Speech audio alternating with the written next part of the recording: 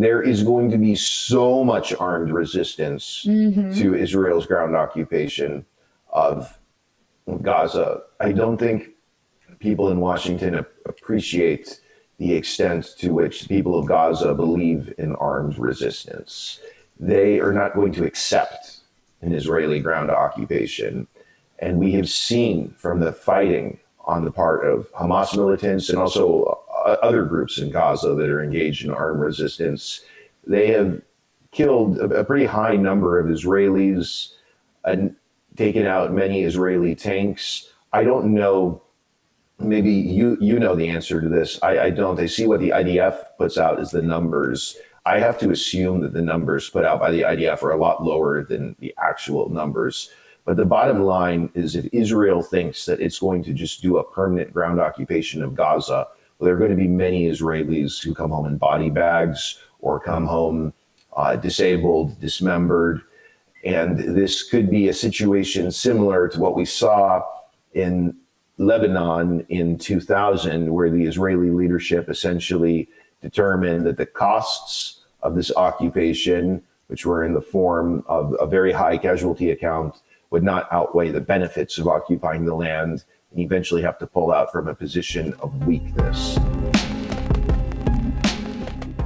Hello, everyone. I'm Rania Khalek, and this is Dispatches. The Palestinian operation on October 7 is said to have killed normalization efforts between Israel and neighboring states for at least a generation, while putting the issue of Israeli settler colonialism and Palestinian resistance back at the center of the region. October 7th and Israel's genocidal war since will be remembered as a cataclysmic event that disrupted the status quo and prompted a geopolitical reshuffling, not only in the Middle East, but beyond. So, what does the war in Gaza mean for the Arab states? Do their responses even matter?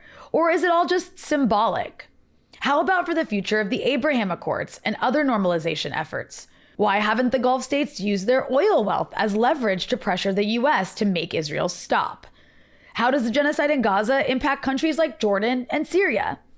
How is it affecting America's standing in the world? What does it mean for Russia and China in an emerging multipolar world? To discuss this and other regional developments, I'm joined by Giorgio Cafiero, the CEO of Gulf State Analytics, a Washington, D.C. based geopolitical risk consultancy. But before we jump into it, this is just part of this episode.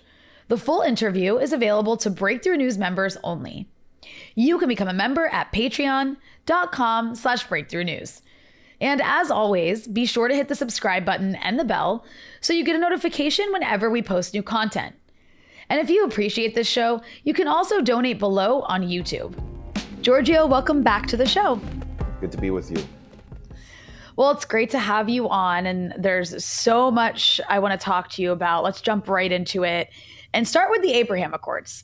Because, this was the big accomplishment of the Trump administration. The Biden administration kept up with it and then was hoping to add to it by negotiating some sort of normalization between Saudi Arabia and Israel. But, it's said that October 7th and then Israel's response to it has killed normalization for at least a generation. Do you agree with that assessment? And what do you think this means for the viability of the Abraham Accords? Well, I definitely think that at this point, there's absolutely no reason to expect any more Arab countries to formally enter the Abraham Accords. In light of what's going on in Gaza right now, it would be pretty much political suicide for any Arab leader under current circumstances to bring his country into a normalization accord with Israel. The question, though, is what about the countries that did enter the Abraham Accords back in 2020? Would any of them abrogate their normalization agreements with Israel? I think that's possible, but I don't expect that to happen, at least when we're talking about the UAE. I think it could be argued that UAE-Israel normalization was an irreversible event in history. The Emirati leadership has been pretty clear that they want to see the country move ahead in this normalization path. The Emiratis see so many benefits to normalization. It has done a lot to improve their standing in Washington. It brings Israeli tourists into the UAE. It opens up opportunities for intelligence sharing, investment, commerce, trade, technology, so on and so forth. They don't want to tear up the Abraham Accords because of what's going on in Gaza or the West Bank right now. But the UAE is in a difficult position, though, because in the region, there is a lot of rage against Israel, and people do not want to see Arab governments, go down the normalization path and essentially try to bury the Palestinian issue. In the region, the widespread view is that the Palestinian issue needs to be settled in a manner in which there is some justice and there can be lasting peace. The Abraham Accords was premised on the idea that the Palestinian issue could be buried. That, again, that's not what Arabs in the region want. So the UAE has to contend with public opinion and regional opinion on one side, but on the other, they want to continue the normalized relationship with Israel. So it puts Abu Dhabi in certainly an awkward position. This is not a comfortable time for officials in Abu Dhabi. I think they would like to see this conflict just sort of blow over and then we move on. But, that's not going to happen anytime soon. But I'm pretty sure that the UAE is going to stay inside the Abraham Accords. And a final point I'll make is that Abu Dhabi always seeks to present itself as a trend setter in the Middle East. We saw this when it came to Syria. The UAE was one of the first countries that previously had problems with Assad, who renormalized relations with Damascus, and that sort of led to many other Arab states following down that path as well. And then when it came to normalization, the idea was UAE was going to normalize with Israel, and then many other Arab states would follow in Abu Dhabi's footsteps. So for the UAE to abrogate the Abraham Accords would be kind of a way of saying that they were wrong to normalize with Israel in the first place. I don't think we can expect that from Abu Dhabi. Yeah, I mean, the criticism I've heard in Lebanon, at least from many people, is that, is that the Emirates, okay, fine, they benefit from the Abraham Accords, but they've actually been supportive of Israel, more so than other Gulf states. And I think it shocked a lot of people. Maybe it shouldn't have. Maybe that's a naive view. We all know that the Emirates, they hate Hamas. They don't like the Muslim Brotherhood, and anything associated with the Muslim Brotherhood, the Emirates very strongly opposes. And also, it's not as though the Emirates were ever some leader of the Palestinian cause or pretended to be in any way. And, Saudi Arabia has at least historically claimed to be very much a part of the Palestinian cause. I don't think you can really say the same for the Emirates. You can correct me if I'm wrong there. But more than that, I think something that was always funny about these normalization deals is that they were always happening with countries. They were calling them peace deals. And it was always happening with countries that Israel was never at war with. It's just a bizarre way to frame basically business arrangement, essentially, between two countries that have never been at war as a peace deal. I don't know if there's anything you want to add to that before we move to a different topic. Yeah, definitely. Obviously, Sudan was involved in hostilities with Israel in some of the previous wars. So I think that could have been called a peace deal. But you're absolutely right. When it came to UAE, Bahrain, Morocco, they were never confrontational players in the Arab-Israeli conflict. And it's better to describe those as diplomatic deals rather than peace deals. A few more points, though, about the UAE. I think it's important to clarify that when I say UAE here, I'm really talking about Abu Dhabi. There are 7 different emirates in the country. Abu Dhabi is where the political power is concentrated. The UAE's foreign policy is decided in Abu Dhabi. But in some of the other emirates, even Dubai and others, there are different perspectives from those royal families on the Israel-Palestine conflict. And Abu Dhabi's view of Israel and Palestine is certainly not aligned with all of the other emirates in the UAE. I think it's important to note, as you brought up, the leadership in Abu Dhabi hates Hamas. And this is consistent with Abu Dhabi's view of basically any sort of group or movement that in any way whatsoever is affiliated with political Islam being by definition a terrorist organization. Whether it's appropriate to call Hamas the Palestinian offshoot of the Muslim Brotherhood or not is maybe a topic for another discussion. But in any event, there are some similarities between Hamas and the Muslim Brotherhood. Hamas's roots have some connections to the Egyptian Muslim Brotherhood.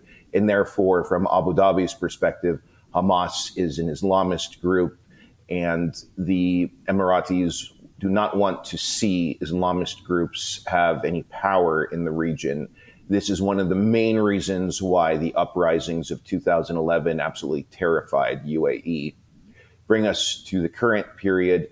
There is an assessment that many people have, and that's that while many Emirati citizens are livid at Israel and very emotional about Palestine, the leadership in Abu Dhabi is frankly quite content to see Israel pound Hamas because of public opinion in the UAE and because of public opinion throughout the wider Arab world. The leadership in Abu Dhabi would never come forth and say that. But this is the view that many people have, that Mohammed bin Zayed, who himself has never really cared about Palestine, is sort of happy to sit back and watch Israel carry out these military operations against Hamas. But the people of the UAE, the Emiratis themselves, see, we need to go back in history a bit. Before Mohammed bin Zayed rose to power, the UAE had different leadership, which was very pro-Palestinian.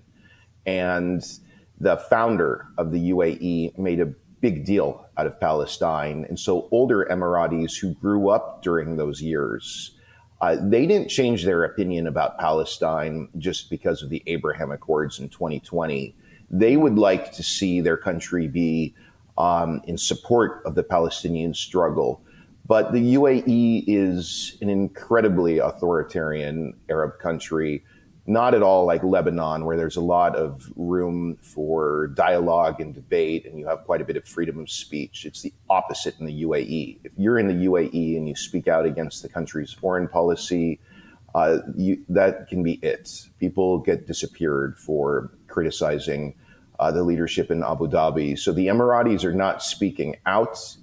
They're not openly criticizing the Abraham Accords, but privately, they do not like the normalization, and they are very, very angry at what is going on in Gaza right now. But it's a high-tech police state. There's a tremendous amount of wealth, and it's very easy for the government to kind of control the media landscape and to keep people scared from speaking out. So this is what's going on in the UAE. Definitely very different from what's going on in some other Arab countries where you do have some more freedom and the government has to make some more concessions to the public. It's so funny when you put it like that, or I should say ironic, maybe not funny, that like there's so many people who have been propagandized to view the UAE as this like bastion of like success in the region. Like, oh, if only Lebanon could be like the Emirates. And it's like, actually in Lebanon, you know, it's a poor country because Hezbollah exists here, but you can really say whatever you want. It's a lot freer than people who want to think the UAE is like an extension of, I don't know, America. I guess it kind of is in some ways. Because like the UAE just has so much wealth, but it, you know, along with all that wealth comes a very authoritarian state. So I want to move on to the issue before we kind of get into some of the details of what's happening in some of these other Arab countries. I want to talk to you a bit about the damage to the U.S. And you wrote about this. In fact, you've written about all of these topics that we're discussing. And I encourage anybody who isn't to follow you on Twitter, to follow your website, which will include in the description of this, because you're quite prolific in all of the work you've produced since this has started. But, you know, the Biden administration has placed no red lines on Israel. They've repeatedly said that. There are no red lines. And in the region and around the world, everyone's, you know, watching these clips of these State Department and White House spokespeople who just kind of seem like robots. They just say the same things over and over again. And Biden and Anthony Blinken, all their statements justifying genocide with the most shocking, racist, and dehumanizing tropes I've ever witnessed. And this is from the country that constantly weaponizes human rights and freedom and democracy to attack its adversaries. So I'm curious, Giorgio, what will this war and the fact that it wouldn't be happening if not for the U.S., what is this war, do you think, doing and is going to do to U.S. standing around the world? Well, it is important to realize that the backlash is not only taking place in the Arab and Islamic world, but really all over the global South. If you go to South America, Africa, Southeast Asia, you're seeing a big backlash against the United States. I would say that prior to October 7th, everyone around the world knew that there were serious elements of hypocrisy to Washington's rhetoric about the so-called rules-based order, human rights, democracy. Everyone knew that the United States never called for any sort of consistent application of international law. So it's not like the U.S. has some sort of pristine image around the world before October 7th. But since this Israeli campaign of genocide in Gaza began in October and has been receiving ironclad support from the Biden administration, the U.S. image has suffered to an extreme degree. I don't think many people in Washington appreciate the extent to which Joe Biden's policies have, I would say, probably irreversibly damaged the U.S. image. It is going to be very, very difficult for U.S. leadership to be taken seriously outside of the West when condemning China for this or that, or condemning Russia for its violations of Ukraine's sovereignty, or condemning Russia for other violations of international law. The U.S. does not have the moral standing to be taken seriously. The credibility has completely gone down the drain. And this has happened very quickly. This conflict in Gaza broke out roughly 10 weeks ago. And we're seeing, at least in the Middle East, in the Arab world, the anti-American sentiments, they spiked so quickly once this campaign in Gaza got started. I think this really brings us back to the period of 2003 and 2004 and the immediate aftermath of the US-led invasion of Iraq. It's really remarkable how quickly this anger toward the United States spiked. And it's because in the Arab world, people know that this is not just Israel doing something on its own with the U.S. being some uninvolved third party. They know where the support for Israel comes from, where the weapons come from. They see how the votes at the UN Security Council play out with the U.S. using its veto. They see an American hand in all of this carnage in Gaza. And therefore, the anger is against the U.S. It's very, very intense right now. I think the Biden administration has no ability whatsoever to read the Arab streets. And I don't think the people who are running U.S. foreign policy at the way top, down in lower levels of the State Department, people definitely understand what's going on. We had some cables come in from U.S. embassies around the region explaining how horrible the U.S. policies toward Gaza are playing out, how horribly they're playing out. But when it comes to Biden himself, I don't think he has any idea how much damage he's doing to the U.S. image. Yeah. Well, I don't think he's got an idea of a lot of things, but that's a story for another day. I want to move on to the country of Qatar, which I think you were recently at the Doha Forum. There was lots of people there, and a few interesting exchanges I saw with some of the panels. But the Qataris have played a pretty crucial role in mediation efforts throughout this genocide in Gaza, specifically when it came to that temporary pause where all the prisoners were swapped.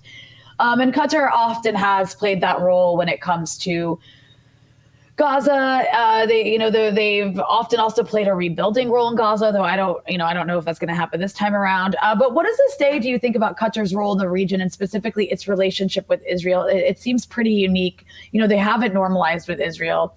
And you did see the Israelis like openly threatening to shut down Al Jazeera. Al Jazeera is obviously it's a media outlet funded by the countries. And the Israelis have even like basically hunted and killed the families of Al Jazeera journalists operating out of Gaza. And part of that, I mean, this is just me speculating, but I think part of that is actually attacking the network and attacking Qatar in a way. But either way, at the same time, the Israelis are able to, go to the Qataris, for mediation. So anyways, it does seem like a bit of a unique relationship. Can you explain Qatar's role, the importance of their role in this particular war, and that general relationship that they have with Israel? Yeah, definitely. Let me first maybe explain something that could be useful to maybe seeing how the different GCC states are responding. And then I'll jump into specifically how Qatar is dealing with this crisis. I think you have different categories along a spectrum of GCC states. On one end, you have UAE and Bahrain, which are in the Abraham Accords. These countries, back in 2020, formalized full-fledged diplomatic relations with Israel, and they've been pretty open about their partnerships with Israel. The next category would be Saudi Arabia, which never went as far as joining the Abraham Accords, but definitely flirted with doing so, and also has been cooperating with Israel in unofficial capacities quite a bit. Then you have Oman and Qatar, which made it pretty clear that they were not going to join the Abraham Accords under current conditions, but they, over the years, have had unofficial relations with Israel, which have been quite pragmatic. And then on the far end of the spectrum is Kuwait, which has never had any formal or informal relations with Israel and stands very firmly opposed to normalization. So going to Qatar, this is a country that, as you point out, never entered the Abraham Accords. They never formalized diplomatic relations with Israel, but there's been a history of the Qataris maintaining an unofficial relationship with Israel. When Al Jazeera came on during the 1990s, this was an Arab satellite network that really broke all the rules, if you will. And one of them was having Israelis come on the network. And so that was something that enabled the Israelis to communicate with a wider audience. And that was very controversial, and many other Arab governments had a problem with Qatar permitting these Israelis to come onto Al Jazeera. Also, in the 1990s, there was an Israeli trade office that opened in Qatar, and some people saw that as sort of a sign of de facto normalization. Then in the 2000s, that was shut down as a response to Israeli brutality against the Palestinians. So that explains kind of a bit of a history of how Qatar and Israel have maintained an unofficial relationship over the years. And I'd also add to that, there's definitely a history of Mossad and the Qatari state engaging each other. That goes back many, many years. At the same time, Qatar, it seems kind of contradictory, but at the same time, Qatar makes the Palestinian issue a very important pillar of its foreign policy. When speaking before international organizations, the Qatari leadership has always raised the Palestinian issue. The leadership in Doha has been very clear that they will not normalize with Israel until a two-state solution is implemented. And like in the other Gulf countries, there is a decades-old history of a Palestinian presence in Doha. When the Nakba of 1948 took place, many Palestinians came to Doha. Then after 1967, you had another wave of Palestinian refugees coming to Doha. And this has been a very important community in Qatar over the years. Then what's interesting to note is that, so there's this history of Qatar dealing with many Palestinian factions. I mean, long before Hamas took administrative control of Gaza in the 2000s, Qatar was very much in contact with different Palestinian factions. And then in 2006, Qatar began playing sort of a bridging role between Hamas and Israel because of its unofficial relationship with Israel, combined with the street cred that Doha had and its ties with Hamas and other Palestinian factions. Doha was in a position to establish back channels between the US and Israel on one side and Hamas on the other. Then we get to February 2012. As you recall, the political leadership of Hamas was based in Damascus at that time. They were previously in Jordan, kicked out of Jordan in 1999. Then they moved to Damascus. Then, because Hamas did not support the government led by Bashar al-Assad after the Arab Spring erupted, Hamas had its falling out with Damascus. And then at that point, February 2012, the exiled political leadership moved to Cairo in Doha. And the Obama administration requested that Doha take in Hamas's exiled political leadership. So that did a lot to sort of strengthen Qatar's hand as a diplomatic bridge between Hamas and Israel. And we saw in past conflicts, 2014 and also 2021, and I believe also 2022, the ceasefires that got negotiated between Hamas and Israel were mediated by officials in Doha. And the different institutions within the US government have explained that they very much appreciate Qatar's service as sort of a back channel between Israel and the US on one side and Hamas on the other, because the US recognizes Hamas as a terrorist organization. Formally, US law prevents American officials from directly speaking to Hamas. So Qatar has been very helpful in terms of creating these back channels. Obviously, in the US, you have many neocons who sort of treat Qatar like a sort of the punching bag. Groups like FDD push this narrative about how Qatar is a state sponsor of terrorism because Hamas's political leadership is based in Doha. But this really overlooks the fact that the US government has not only did they request that Hamas go to Doha, they've explained that they really appreciate how Qatar serves as a back channel to Hamas.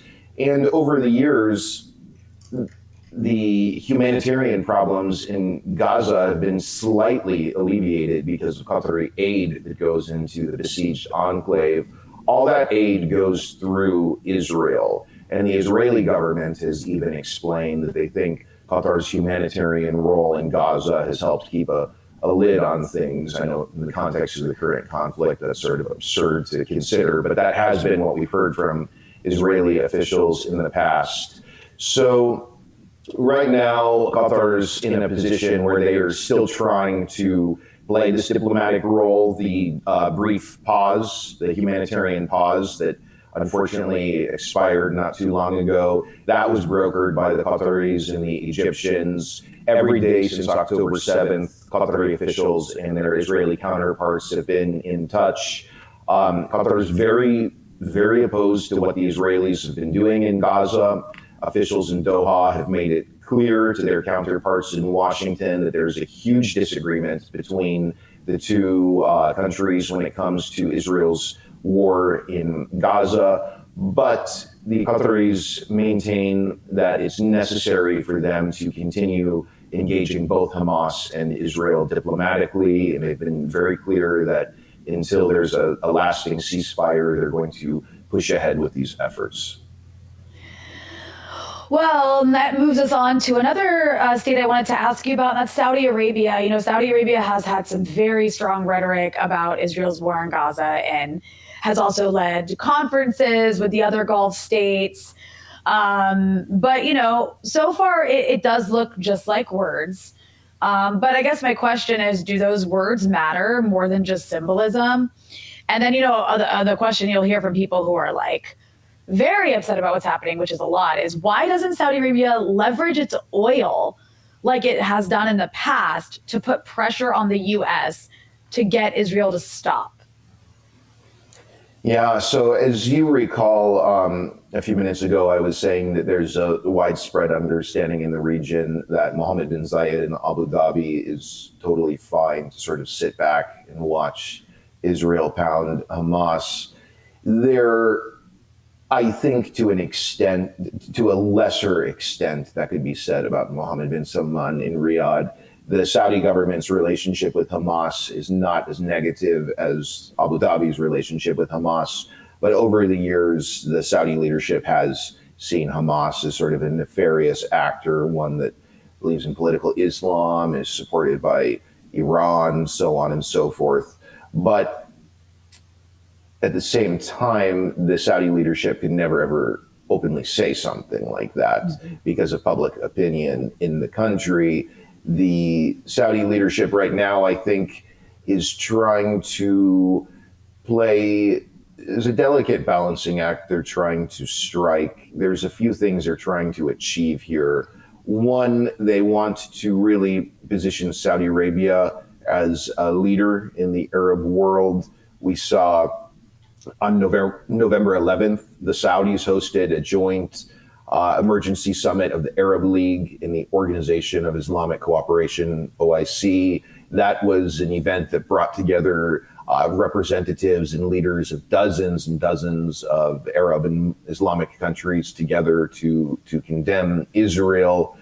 And Saudi Arabia wants to sort of be a country that can sort of unite the Islamic world at this time. But to your point, though, about this issue of oil leverage, what we saw at the November 11th emergency summit was that there are some pretty big geopolitical divisions in the wider Islamic world that played out at that event. So there were proposals from Algeria and some other countries to take some very concrete action right now that would do a lot to raise the costs for Western countries that are supporting Israel, including the United States. These proposals included leveraging oil, similar to what we saw during the Arab-Israeli War of 1973. Also, an end to normalization agreements between Arab Islamic countries and Israel, and also prohibiting the use of U.S. military bases in these countries for the purpose of arming Israel. Now, the countries that participated at that summit did not unite behind that agenda. And this has to do with the fact that, countries like Saudi Arabia and the UAE very much depend on the United States.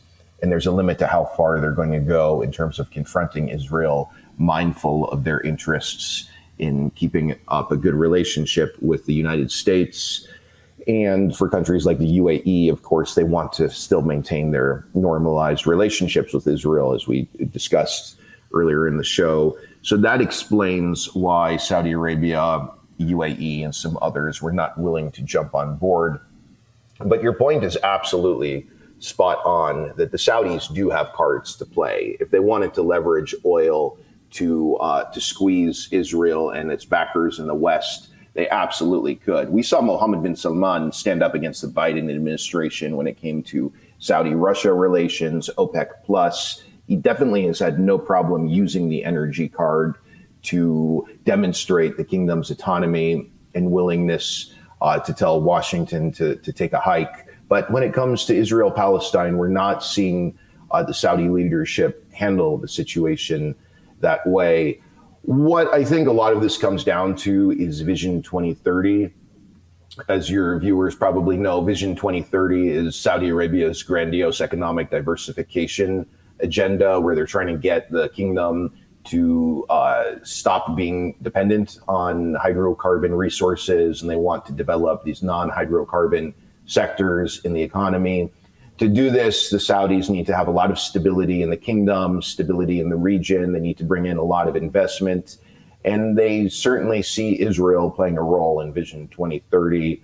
So basically, I think what Saudi Arabia wants is to have an unofficial relationship with Israel once the dust settles in Gaza. They want to have Israeli tech companies contributing to Vision 2030. And they want to see this conflict be managed, contained. They don't want to see it spread. throughout the region any more than it already has. They don't want this to reignite the crisis in Yemen. They don't want this to lead to a war that Iran gets brought into. They're just really focused on calm in the region. And I think that's sort of how we need to read the Saudi response.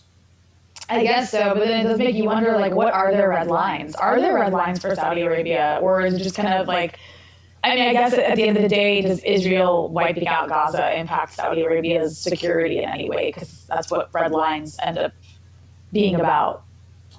Well, I think, as I said, it's really the concern about how that could spread. And the Saudis definitely want to see a ceasefire implemented. They want Israel to stop what they're doing, and they find it very disturbing what Israel's doing.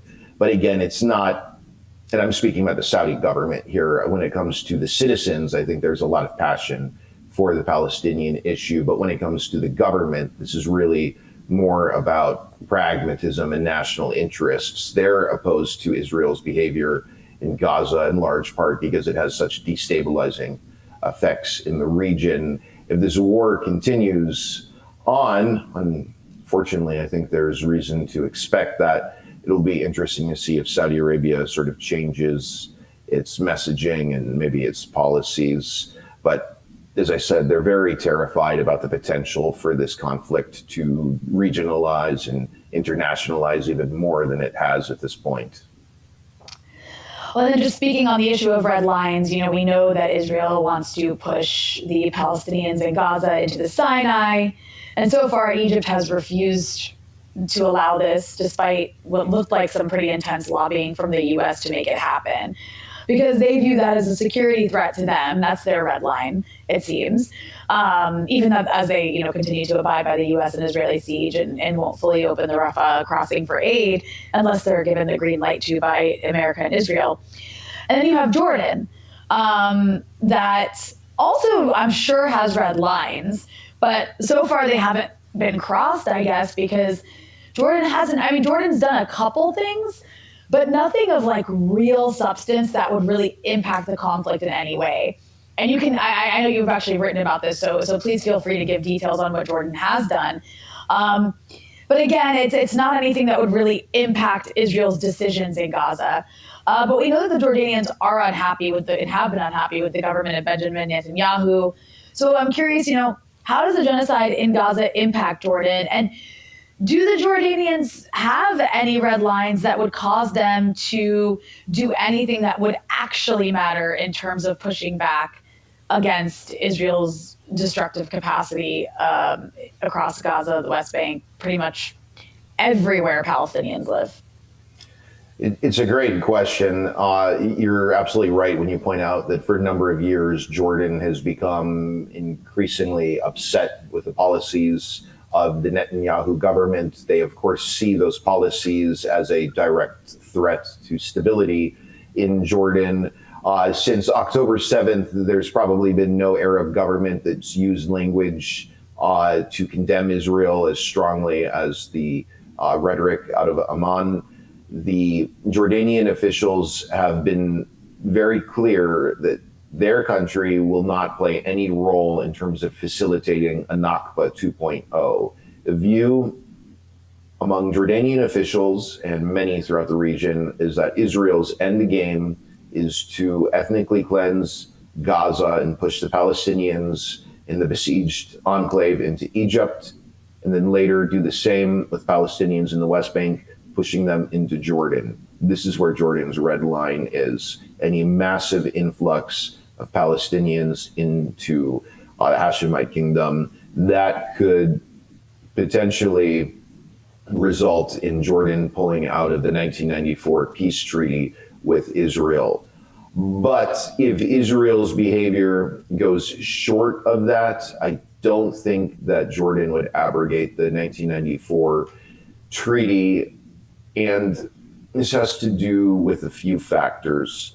So obviously, among the Jordanian population, many of them are Palestinians, of course, there is a tremendous amount of rage against Israel. It's so strong that the government has permitted protests to be taking place since October 7th.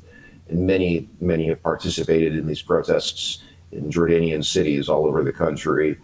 But the government is, in my opinion, unlikely to pull out of the peace treaty short of that extreme scenario I mentioned, because Jordan very much depends economically on the United States.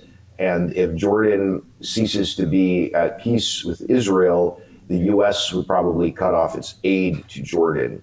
Given the seriousness of the country's economic problems, that would be a very horrible situation for Jordan. Also, if there were outright hostilities between Israel and Jordan, the Israelis could do a tremendous amount of damage to Jordan to the point where they could make the country simply unlivable. As everyone knows, water scarcity is a huge issue in Jordan, and it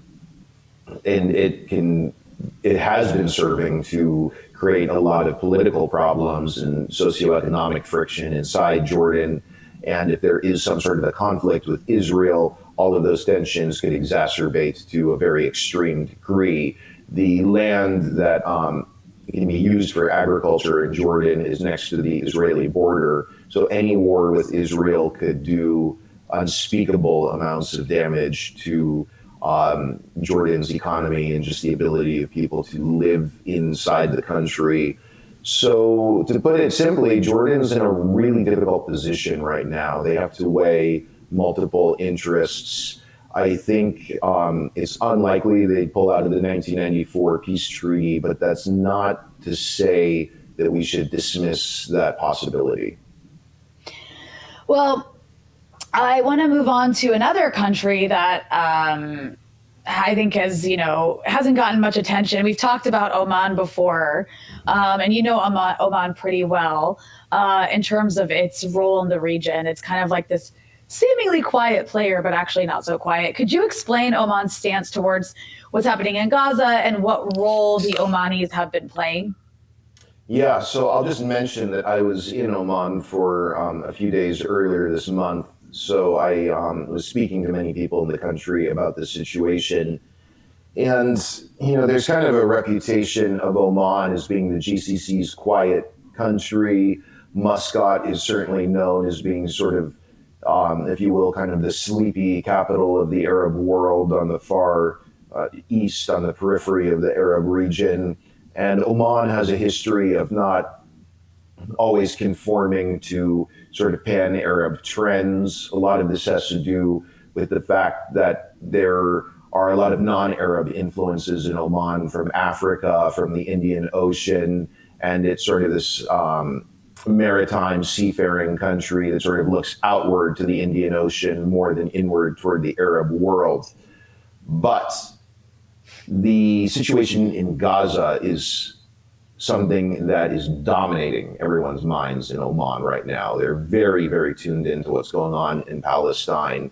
All over Oman, you see protests taking place, not just in the capital, Muscat, but all over the country. There have been protests. There is an unprecedented amount of rage against the United States right now. And the government has had no choice but to react to the carnage in Gaza in manners that are reflective of public opinion. We saw earlier this month, the Omani foreign minister went on X or Twitter, whatever we're supposed to call it, to condemn the US's decision to veto that UN Security Council resolution. And he used very harsh language to condemn the United States. This is definitely an unprecedented period of time we're in. Throughout the past, Omani officials have disagreed with aspects of U.S. foreign policy, but they've always been pretty quiet about their disagreements. That they're coming out right now to voice such anger toward U.S. policy really speaks to where public opinion in Oman is right now. Prior to October 7th, there were many people who speculated about Oman being the next country to join the Abraham Accords. I never thought that that was the case. I think Oman was always clear that it wanted to see a two-state solution implemented before entering the normalization path. But right now, anyone who would make any suggestion about Oman joining the Abraham Accords is completely out of touch with the country's foreign policy. The Omanis are very, it's really difficult to emphasize this. The anger in Oman is so high right now, and it's not characteristic of Omanis, who are usually very, very calm, very measured, and very cautious in how they react to regional and international conflicts. The people of Oman, they turn on their televisions, they go on social media, they see the bloodshed, the war crimes, the genocide in Gaza, and they're demanding action.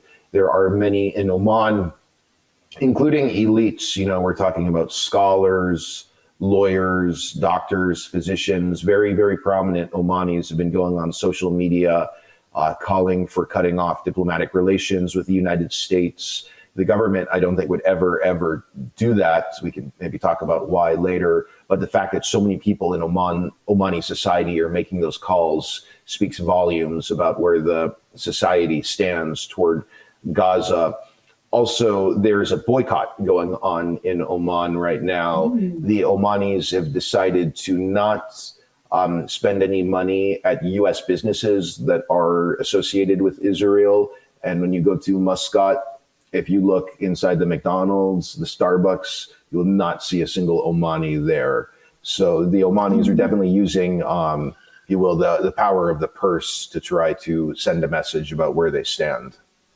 Well, that's great on them. So this is a bit of a more difficult topic, but you did write about it, and it's an important one. I hope we can get there soon. I mean, once we do get there, there's going to be a whole host of other problems, but the day after. And of course, the day after assumes that there will be a day when this horror in Gaza is over. But the U.S. wants the Palestinian Authority to take over Gaza.